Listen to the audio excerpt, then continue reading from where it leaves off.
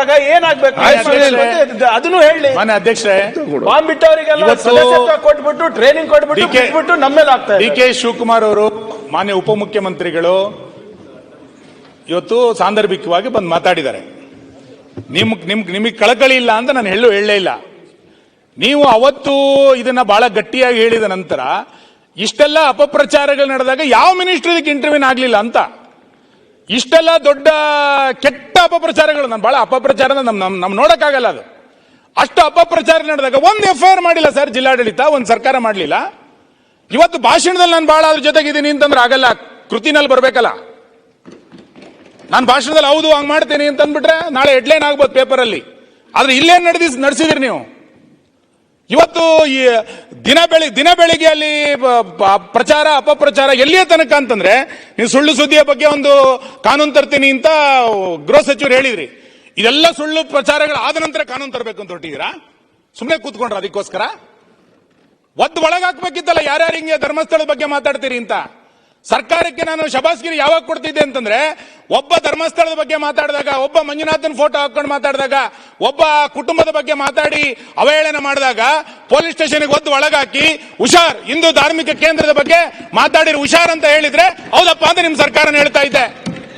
ನೀವು ಅಸಹಾಯಕರಾಗಿ ಕೂತ್ಕೊಂಡಿದ್ದೀರಿ ಇಡೀ ಸರ್ಕಾರ. ಯಾರು ಏನ್ ಬೇಕಾದ್ರೂ ಮಾಡಿ. ನಾನು ಹೇಳಿದ್ನಲ್ಲ, ಬಾಹುಬಲಿ ಬೆಟ್ಟದ ತನಕ ಹೋಗಿದ್ರಿ ನೀವು ಗುಂಡಿ ತೆಕ್ಕೊಂಡು. ಇದಕ್ಕಿಂತ ಒಂದು ಅಪಮಾನ ಬೇಕೇನೋ ಒಂದು ಕ್ಷೇತ್ರಕ್ಕೆ? ಬೇಡ, ಆಮೇಲೆ ನಾನು ಈಡಾಗಿಲ್ಲ ಸರ್, ಈಡಾಗಿಲ್ಲ, ಆಮೇಲೆ ಮಾತಾಡ್ತೀನಿ. ನೀವು ಇಷ್ಟೆಲ್ಲ ಮಾತಾಡ್ಬೇಕಾದ್ರೆ ಇವತ್ತು ಈ ಕಳಕಳಿಯನ್ನು ತೋರಿಸೋದೇ ನೀವು? ಇವತ್ತು ಇಡೀ ರಾಜ್ಯದ ಜನ ಆಕ್ರೋಶಿತ ಪರ ಆಗಿರೋ ಕಾರಣಕ್ಕೆ ಈಗ ನೀವು ಕಳಕಳಿಯನ್ನು ತೋರಿಸ್ತಾ ಇದ್ದೀರಿ. ಇವತ್ತು ಇಡೀ ರಾಜ್ಯದ ಜನ ರಸ್ತೆಗೆ ಬಂದಿದ್ದಾರೆ. ನಾನು ಅದಕ್ಕೆ ಹೇಳಿದ್ದು, ಬಾಹುಬಲಿ ಬೆಟ್ಟಕ್ಕೆ ಬುಡಕ್ಕೆ ಬಂದಿರುವಂತ ನಿಮ್ ಬುಡಕ್ಕೆ ಬರುತ್ತಿದ್ದು ಆ ಆಕ್ರೋಶ ಬಹಳ ದೊಡ್ಡ ಪ್ರಮಾಣದಲ್ಲಿ ಜ್ವಾಲೆ ಆಗ್ಲಿಕ್ಕಿಂತ ಮುಂಚೆ ನೀವು ತಿರುಪತಿಯನ್ನ ಅವಹೇಳನ ಅವತ್ತು ಮಾಡಿದ್ ನೋಡಿದ್ವಿ, ಶಬರಿಮಲೆಯನ್ನು ಮಾಡಿದ್ ನೋಡಿದ್ವಿ. ಈಗ ಮುಂದಿನ ಟಾರ್ಗೆಟ್ ಧರ್ಮಸ್ಥಳ ಮಾಡ್ಲಿಕ್ಕೆ ಕೊಟ್ಟಿದ್ದೀರಿ. ನಾಳೆ ಇನ್ನೇನು ಟಾರ್ಗೆಟ್ ಮಾಡ್ತೀರಾ ಗೊತ್ತಿಲ್ಲ.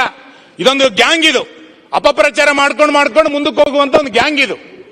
ನೀವು ಇದನ್ನ ಈ ಟೂಲ್ ಕಿಟ್ ಅನ್ನ ಇವತ್ತು ನಿಲ್ಲಿಸ್ತಿಲ್ಲ ಅಂತಾದ್ರೆ, ಮಾನ್ಯ ಗೃಹ ಸಚಿವರು ಉತ್ತರದಲ್ಲಿ SIT ತನಿಖೆಯ ಮಧ್ಯಂತರ ವರದಿ ಏನಾಯ್ತು ಅಂತ ಹೇಳಿ, ಈ ತನಿಖೆಯನ್ನ ಎಲ್ಲಿಯ ತನಕ ನಡೆಸ್ತೀರಿ ಅಂತ ಹೇಳಿ, ಇನ್ನೆಷ್ಟು ಗುಂಡಿಯಾಗಿ ಕೊಟ್ಟಿದ್ದೀರಿ ಅನ್ನೋದನ್ನ ಸ್ಪಷ್ಟ ಮಾಡ್ತಾ, ಈ ರೀತಿ ಹಿಂದೂ ಧಾರ್ಮಿಕತೆಯ ಬಗ್ಗೆ ಯಾರು ಅವಹೇಳನ ಮಾಡಿದ್ರೆ ಈ ಸರ್ಕಾರ ಸಹಿಸೋದಿಲ್ಲ ಅನ್ನುವಂತ ಒಂದು ಸಂದೇಶ ಕೊಡಿ. ಬರೀ ಹಿಂದೂ ಕಾರ್ಯಕರ್ತರ ಮೇಲೆ FIR ಹಾಕೊಂಡು ಪೌರುಷ ತೋರಿಸೋದಲ್ಲ ನಿಮ್ದು. ಈ ತರದವರಿಗೂ ಸ್ವಲ್ಪ ತೋರಿಸಿ ಏನು ಅಂತ. ಹಾಗಾಗಿ ನಿಮ್ ಜೊತೆಲಿರುವಂತ ಗುಂಪು ಏನು ಅಂತಂದ್ರೆ, ಮೊನ್ನೆ ಜ್ಞಾನೇಂದ್ರ ಹೇಳಿದ್ರು, ಕಾಡಲ್ಲಿರೋ ನಕ್ಸಲರನ್ನೆಲ್ಲ ಶರಣಾಗತಿ ಮಾಡಿ ನಗರಕ್ಕೆ ತಂದು ಬಿಟ್ಬಿಟ್ರಿ. ಅವರೆಲ್ಲ ಇವತ್ತು ಇದ್ರಲ್ಲಿ ಓಡಾಡ್ತಿದ್ದಾರೆ. ನಗರ ನಕ್ಸಲರೆಲ್ಲ ಓಡಾಡಕ್ ಶುರು ಮಾಡಿದ್ದಾರೆ. ಇವತ್ತು ಇನ್ನೊಂದು ತಂದ್ಬಿಟ್ಟಿದ್ದೀವಿ, ಇನ್ಯಾರು ತಂದ್ಬಿಟ್ಟಿದ್ದು? ನಿಮ್ಮ ಸರ್ಕಾರ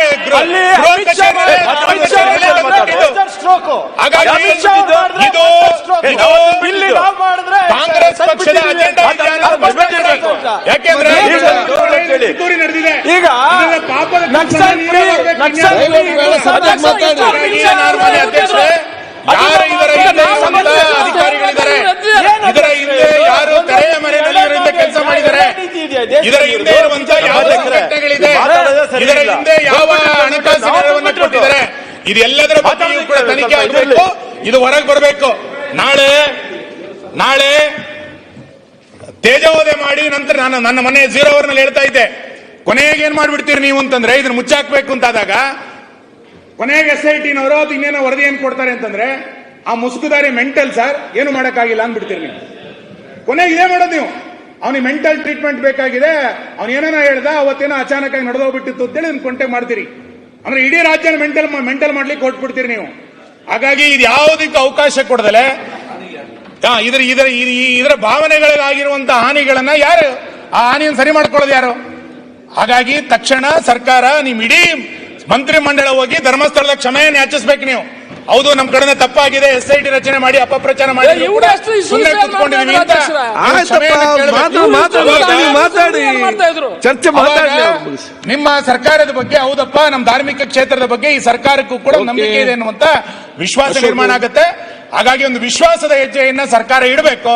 ಇನ್ನ ಯಾವುದೇ ವ್ಯಕ್ತಿ, ಯಾವುದೇ ಸಂಘಟನೆ, ಯಾವುದೇ ಪಿತೂರಿ ಹಿಂದೂ ಧಾರ್ಮಿಕ ಕ್ಷೇತ್ರದ ಬಗ್ಗೆ ಅವಹೇಳನ ಮಾಡುವಂತ ಪ್ರಕ್ರಿಯೆಗೆ ನೀವೊಂದು ದಿಟ್ಟ ಹೆಜ್ಜೆಯನ್ನ ಸರ್ಕಾರ ಇಡಬೇಕು ಅಂತೇಳಿ ನಾನು ಆಗ್ರಹಿಸ್ತೇನೆ. ಸನ್ಮಾನ್ಯ ಅಧ್ಯಕ್ಷರೇ, ನಾವು ರಾಮಲಿಂಗ ರೆಡ್ಡಿ ಧಾರ್ಮಿಕ ಸಚಿವರು. ಕ್ಷಣ ಕ್ಷಣದ ಸುದ್ದಿಗಳಿಗಾಗಿ ಫ್ರೀಡಂ ಟಿವಿ ಸಬ್ಸ್ಕ್ರೈಬ್ ಮಾಡಿ, ಲೈಕ್ ಮಾಡಿ ಹಾಗೂ ಫಾಲೋ ಮಾಡಿ. ಹೊಸ ಸುದ್ದಿಗಳ ನೋಟಿಫಿಕೇಶನ್ಗಾಗಿ ಬೆಲ್ ಐಕಾನ್ ಮೇಲೆ ಕ್ಲಿಕ್ ಮಾಡಿ.